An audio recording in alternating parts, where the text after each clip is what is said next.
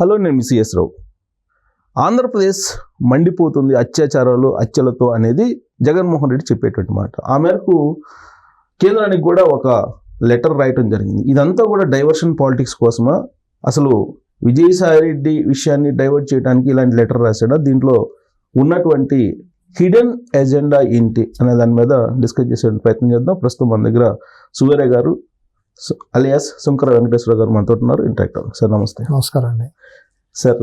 ఆంధ్రప్రదేశ్ పాలిటిక్స్లో hidden politics ఎక్కువ ఉంటుంది అనమాట, అసలు మనకు కనిపించే పాలిటిక్స్ కాకుండా. ఇప్పుడు జగన్మోహన్ రెడ్డి ఆయన ఏం చెప్తారంటే 45 రోజులు అయిపోయింది చంద్రబాబు నాయుడు ముఖ్యమంత్రి అయ్యి, రాష్ట్రం అంతా రావణ కాష్టం అవుతుందని చెప్పి కేంద్రానికి లెటర్ రాశాడు. ఆ లెటర్ రాయటాన్ని మీరు ఏ కోణం నుంచి చూస్తారు? అంటే వాళ్ళు నమ్ముకున్న శవరాజకీయాలని ఇవ్వాలే కాదు, వాళ్ళ తండ్రి దగ్గర నుంచి చేసేవన్నీ కూడా శవరాజకీయాలే. నెత్తురు మీద బతికే కుటుంబం అది, నెత్తురుపూడి మీద బతికే కుటుంబం అది. చాలా మాట్లాడాలంటే కూడా కొద్దిగా అసహ్యంగానే ఉంటుంది. పదే అటువంటి విషయాలు మాట్లాడాలన్నా కూడా అసలు అది అసాంఘికమైన వ్యక్తిత్వం వాళ్ళది. అసాంఘికమైన వ్యక్తిత్వం వల్ల కనీసం మానవ కోణం కానివ్వండి, మానవతా ధర్మం కానివ్వండి, సభ్యతా సంస్కారం కూడా లేని కుటుంబం అది. ఇప్పుడు కనీసం ఏదన్నా ఉంటే, గొడవలు ఏమన్నా ఉన్నాయి చేసినాయి అని అంటే దానికి ఒక పద్ధతి అనేది ఏదన్నా ఉంటుంది.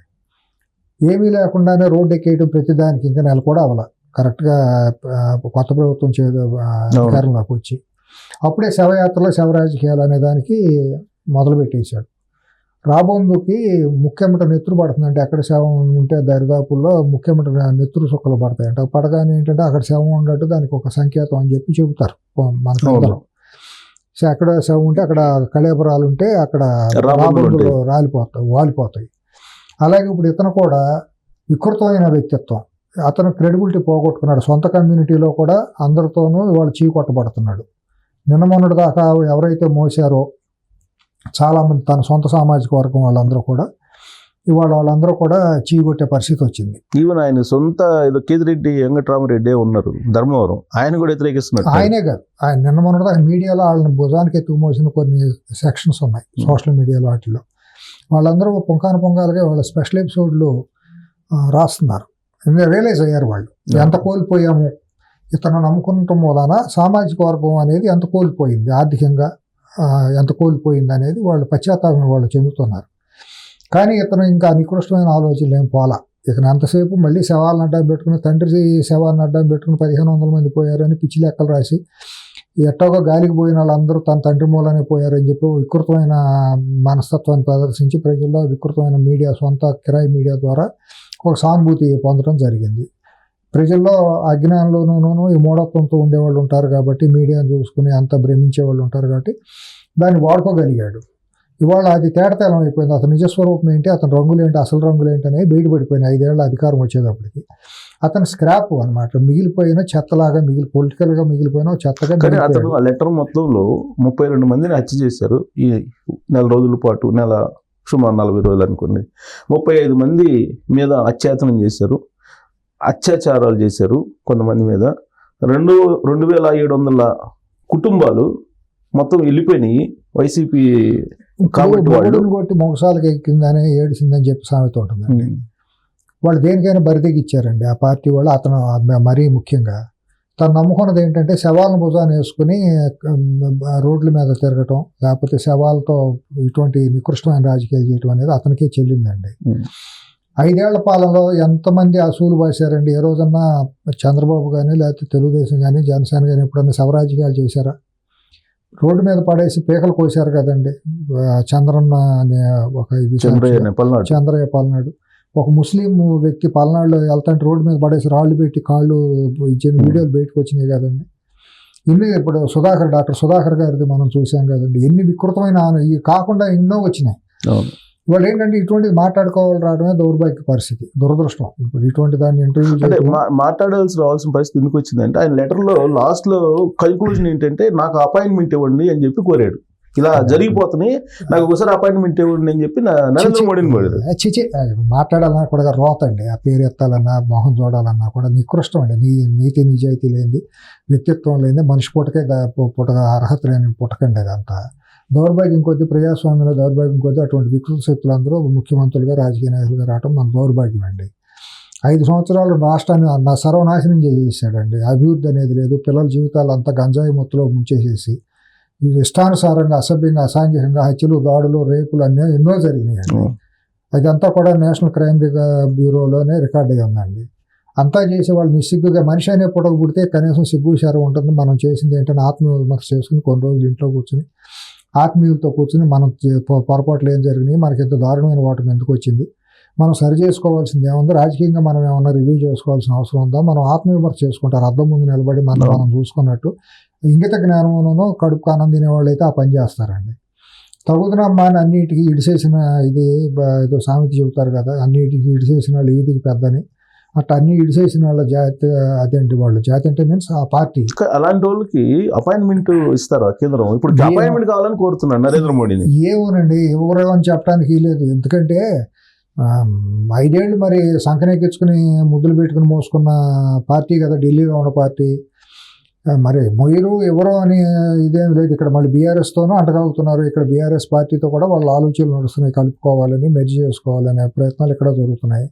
అక్కడ కూడా నేను ఇంక పార్టీ నడపలేను, ఈ మిషతో అక్కడికి వెళ్ళి కూర్చుని పార్టీని కలుపుకునే ప్రయత్నాలు కూడా అక్కడ కూడా జరగవచ్చు. బీజేపీలో ఉన్న 10 మంది ఎమ్మెల్యేలు 11 మందిలో 10 మంది ఎమ్మెల్యేలు ఎట్టాగో రేపు ఎటో ఒకటి పోవాల్సిన వాళ్ళే. పోవాలంటే వాళ్ళ పొలిటికల్ ఎగ్జిస్టెన్స్ కోసం బీజేపీకి వెళ్తే బెటర్ ఏమని అనుకుంటారు. బీజేపీ కూడా మేము నెంబర్ గేమ్ చూపించుకోవాలండి, మేము 15 మంది 20 మంది ఉండమని చెప్పుకున్న కోసం తీసుకోవాలి. రాజ్యసభలో 11 మంది ఎంపీలు ఉన్నారు కదా, 11 మందిలో అందరూ దరిదాపుగా 9-10 మంది అటు పోయేవాళ్ళు లేదు. 11 మంది పోయినా ఆశ్చర్యం లేదు, ఎవరు అతీతులేం కాదు. మెడ మీద కత్తి పెడితే ఇప్పుడు నువ్వు చేర్చుకోలేదా అందరినీ, తెలుగుదేశంలో గెలిచిన ఎమ్మెల్యేలు అందరినీ తీసుకుని నీ పక్కన కూర్చోబెట్టుకుని వాళ్ళతో తిట్టించలేదు చంద్రబాబుని. అట్లాగే ఇవాళ వైసీపీలో ఉన్న రాజ్యసభ సభ్యులందరూ కూడా రేపు పొద్దున వాళ్ళ మరుగుడు పార్టీ పోతుంది అనుకున్నప్పుడు ఏదో దానికి వెళ్ళాల్సిందే. కొంతమంది తెలుగుదేశంకి వస్తామని కూడా కవర్లు పంపిస్తారు.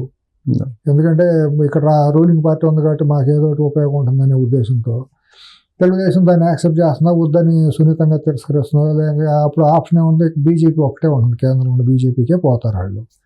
కాబట్టి అది కూడా మనుగడ లేని కోల్పోయే పార్టీయే.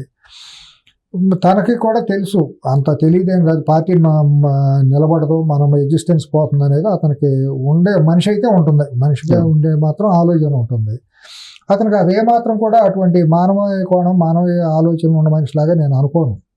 అట్లా అంతా కృత్రిమైన ఆలోచనలు, కృత్రిమైనది కన్నింగ్నెస్, అది అహంకారం, అహంభావం, డబ్బుతో నేను ఏమైనా చేయొచ్చు, మీడియాతో ఎంతైనా మనుషులు మాయ చేయొచ్చు అని. ఇప్పుడు నాన్న పులి అంటే ఒకసారి 2 సార్లు అవుతుంది, ప్రతిసారి అంటే పులి వచ్చి మింగేస్తుందండి. అట్లాగే ఇప్పుడు ప్రతిసారి శవాలను వేసుకుని మా నాన్న మూలాన్ని చనిపోయారు, లేకపోతే నా మూలాన్ని చనిపోయారు, నా అధికారం కోల్పోవటం మూలాన్ని చనిపోయారు అని ఇటువంటి మళ్ళీ శవరాజకీయాలు చేశారనుకోండి, జనం ఎక్కువ రోజులు ఉండదు, త్వరలోనే మొహాన్ని కాంట్రిచ్చి వస్తారు. సో ఇప్పుడు ఈ లెటర్ రాసిన దాని మీద ఆయన మీద ఈ అవాస్తవాలని కేసు పెట్టడానికి లేదా? పెట్టచ్చు. పిల్లిగుడ్డుది అయితే ఎలిగి ఏమైనా చేస్తుందండి. అక్కడ అధికారంలో ఉండాలి, ఫర్మెంటేషన్ తీసుకుని ఎక్కడ ఏంటి అని చెప్పి గట్టిగా తొక్కినారులో అయితే ఇవన్నీ పెద్ద నడవండి. ఆయన ఎందుకనో పెద్ద మెతకతనము, పెద్దరకం ఎక్కువ ప్రదర్శించడం ఎక్కువ అవుతుంది చంద్రబాబు గారిలో. ఆయన సహజంగానే ఆ లక్షణాలు ఎక్కువ. ఇప్పుడు అందులో కూటమి ప్రభుత్వంగా ఉంది కాబట్టి ఆయనకు ఉండే కొన్ని పరిమితులు, కొన్ని పైనుంచి కొన్ని మొహమాటాలు కొన్ని ఎక్కువ ఉంటాయి. ఆ కూటమి ఇది దాటకూడదనే ఎక్కువ ప్రయారిటీ ఇవ్వడంతో ఆయన ఏంటంటే ప్రతిదీ ఎక్కువ టైం తీసుకుంటారు. 4 రోజులు అంటే పెద్ద టైం ఏం కాదనుకోండి. ఇంకా ఆ షెల్ నుంచి బయటకు రావాలి. కోడిపిల్ల గుడ్లో నుంచి బయటకు వచ్చినప్పుడు ఇంకా కొంత టైం పడుతుంది కదా, కొద్దిగా ఫ్రీ అవడానికి, రెక్కలు రావడానికి వీటికైనా కూడా. అట్లా ఇప్పుడు ఏంటంటే కూటమి ధర్మాలు కొన్ని ఉంటాయి. అట్లాగే మరి ఇచ్చిపుచ్చుకుని పదవులు వీటిలో ఇప్పుడు రేపు పొద్దున పదవులు ఇవ్వాలో చేయాల్సినా కూడా ప్రభుత్వం నుంచి ఇవ్వాల్సిన పదవులు కార్పొరేషన్ చైర్మన్లు లేదా డైరెక్టర్ పోస్టులు ఇటువంటివి ఉంటాయి. కాబట్టి ఈ ప్రధానంగా ఇవన్నీ పరిష్కరించుకోవాల్సిన అంతర్గతంగా కొన్ని ఉంటాయి. ఇవన్నీ పరిష్కరించుకున్నాకన్నా కొద్దిగా గట్టిగా వెళ్ళాలి. కానీ ఈ 4 రోజుల్లో ఉన్న బలహీనతను వాళ్ళు ఒక ఆయుధంగా తీసుకుని దాన్ని పూర్తిగా అప్రహెండ్గా సాధించుకునే ప్రయత్నాల్లో వాళ్ళు మొదలెట్టారు. అది రాష్ట్రానికి అన్యాయం జరుగుతుంది అనేది ఈయన భూతాన్ని తరివేయాలని ఈయన అంటారు. కానీ ఆ ప్రయత్నం అయితే జరగకపోగా ఇప్పుడు ఆయన ఇన్నుకోండి వెళ్ళాడు ఇవాళ. ఎందుకు అక్కడ ఏదో వైసీపీ వాళ్ళు మర్డర్ చేశారు. ఏంటంటే కాలు బాగాలేదు, కాలుకి ఆపరేషన్ లేదా ఏదో ట్రీట్మెంట్ అని చెప్పి అది సబ్జెక్టు కరెక్షన్ బయట మీడియాలో చూసాం. బెంగళూరు వెళ్ళిపోయి సడన్ గా ఎక్కడ శవం కనపడగానే అక్కడ ఊరికి పోతాడు. అక్కడ హెలికాప్టర్ తీసుకెళ్ళి నెల్లూరులో ఇదైపోయాడు, జైల్లోకి వెళ్ళిపోయాడు. అతని వ్యక్తిత్వం, అతని క్యారెక్టర్ చూడండి. జైల్లో ఉండాలతోనూ లేకపోతే చనిపోయినప్పుడు వెళ్ళిపోయి వికారపు నవ్వులు, వెహికల్ నవ్వులు నవ్వుతాయి. శవం దగ్గర నవ్వులు మనిషిని ఎక్కడ చూసాము చరిత్రలో? శవం దగ్గరికి ఎవరైనా వెళ్తే బాధాతప్త హృదయంతో కొద్దిగా దిగాలుగానో కన్నీరు గారుస్తాం, లేకపోతే దిగాలుగా వెళ్ళి భుజం మీద చేసి ఓదారుస్తాం. జనరల్ గా వాతావరణం అట్లా ఉంటుంది. వాతావరణం అట్లా ఉంటుంది. కానీ అక్కడికి వెళ్ళి ఎకిలి నవ్వులు నవ్వుతా ఆ శవం చూసిన అదే మనిషిని ఎక్కడ చూసాం చరిత్రలో ఇంతవరకు. మనిషిగా పుట్టాడు ఎవడు నవ్వుతాడా? ఎన్ని ఉదాహరణలు ఉన్నాయి. వాళ్ళ తండ్రి చనిపోయినప్పుడు మీరు విజువల్స్ చూడండి. 2009లో రాజశేఖర రెడ్డి చనిపోయినప్పుడు రోసయ్య గారి వయసు ఎంత అండి? రోసయ్య గారు అప్పుడు ముఖ్యమంత్రిగా ఉన్న మనిషి. ఓదార్పుకి అక్కడికి క్యాంప్ ఆఫీస్కి వెళ్తే రోసయ్య గారి భుజం మీద చేసి తడతాడు. అది సంస్కారం ఉన్న మనిషి చేసే పని అనేది. కొవ్వు అంటారా? కుసంస్కారం అనాలా, కొవ్వు అనాలి, ఏమనాలి? పెద్దలు వచ్చినప్పుడు లేచి చిన్న వయసులో ఉండాలి నిలబడితే వాళ్ళు వచ్చి బాబు ఏం పర్వాలేదు నానబోయారు ధైర్యంగా ఉండాలి. పెద్దలు వచ్చి మన భుజం మీద చేయటం మనం సహజంగా ఉంటుంది. మనం చేతులు కట్టుకుని లేకపోతే తల ఉంచుకుని ఉంటాం. మనం వెళ్ళి భుజం మీద మనకంటే మన తండ్రి కంటే మన తాత వయసులో ఉండాలి భుజం మీద దెబ్బేసి ఈపు మీద దెబ్బేసి సవరదెత్తాడు ఎవడన్నా సంస్కారం ఉన్నాడు? మనిషి అనేవాడు ఎవడన్నా చేసే పనేనా?